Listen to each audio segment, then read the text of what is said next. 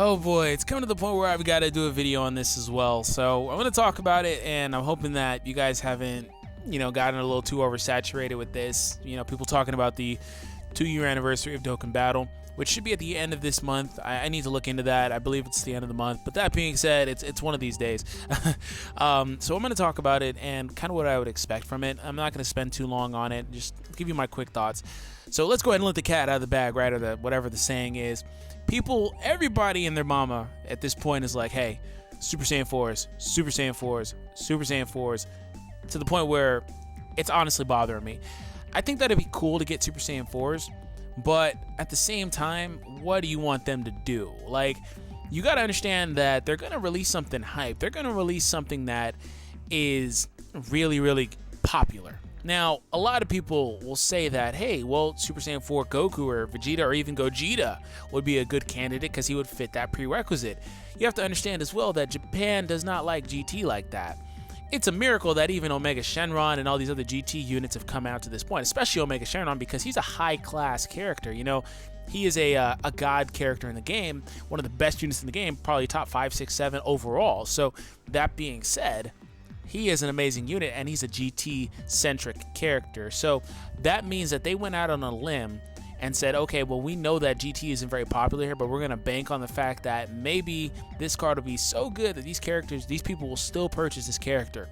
Basically, that's what it is, because there are people, and people have told me that they will not get a certain character, regardless of how good they are, if they don't like them in their box or they don't like the character, whatever the case is. And, I don't really understand the mindset. Well, I understand it, but I don't necessarily agree with it because it's a game, right? You want to be able to put out the best team possible, but it is a thing that people do.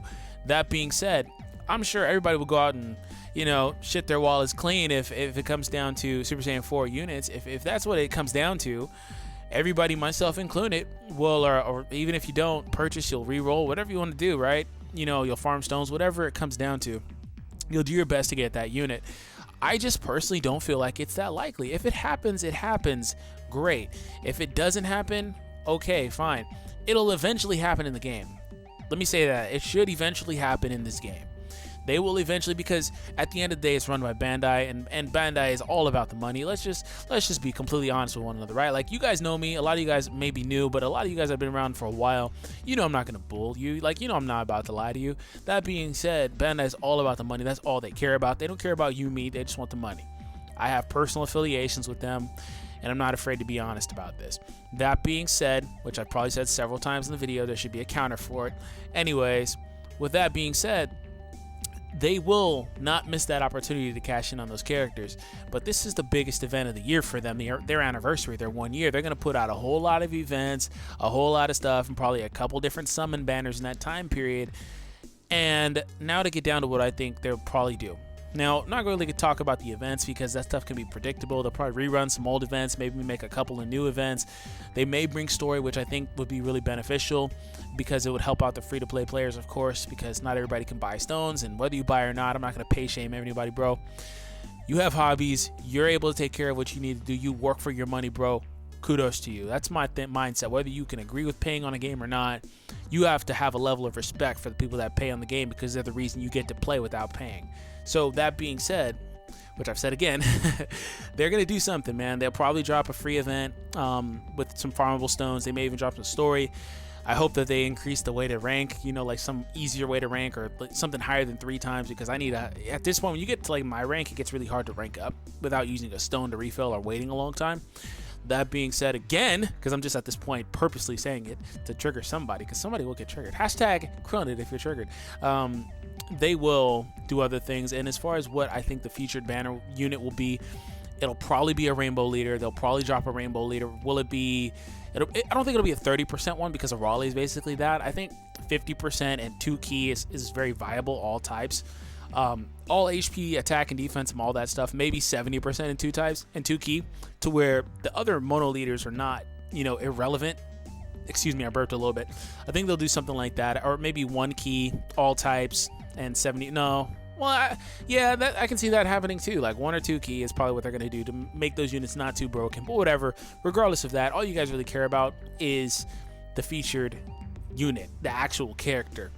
I think what's more than likely to happen, and I've put this idea in Alex's head so many times. I've talked to him about it, the Gaming Claw. I think it's very possible that they bring a Dokkan festival for a unit that we're accustomed to, for a unit that is centric to Super. Okay, it's going to be something centric to Super. So you can almost bet your bottom dollar it's going to be a Goku of some sort. And something that deserves one, of course, because they're not going to awaken something dumb. If you look at the last several Dokkan Fests, they've been centric to Dragon Ball Super. Vegeta Blue, Merge Zamasu, Rose Goku Black, the new Vegeta, you know, the Trunks from Dragon Ball Super, all that is Dragon Ball Super. They are going to prioritize Dragon Ball Super over Dragon Ball GT stuff. Let's be honest, okay? That's what they're going to do. Maybe they've heard the cries for Super Saiyan 4s, but that is honestly very unlikely if you look at their track history. So even Frieza, Frieza was from ROF, which is a part of Dragon Ball Super, you know, because they retell that arc. So getting to my point, it's either going to be a Goku, a Super Saiyan God Goku, Super Saiyan Blue Goku, even Super Saiyan Blue Kaioken is Dragon Ball Super. Come on now. Everything they're doing is Dragon Ball Super. It's going to be a Goku. I prefer it for it to be Super Saiyan God Goku. They may even drop a unit like Hit, maybe make Hit the featured unit. That sounds kind of outlandish, but Hit's a very popular character. They may even drop, which I hope they don't do, but it would be awesome, like a Zeno character, for example. But I think that it's about 90 to 10%, at least in my mind, that they're going to do something like that, as opposed to Super Saiyan 4s this soon. Because also, if you look at it, they can do it. They go out of order all the time. They don't release things in order as far as like the chronologically for like the story or of the actual Dragon Ball anime or manga, whatever. That being said, again, because I'm still trying, they may drop Super Saiyan 4 Gogeta or maybe Super Saiyan 4 Goku. It's not going to be a Vegeta again. They're not doing that twice in a row. But it would just bother my OCD if Gogeta comes out and Goku and Vegeta aren't there, or if those two come out and they're on the banner as side units. That'll really bother me too.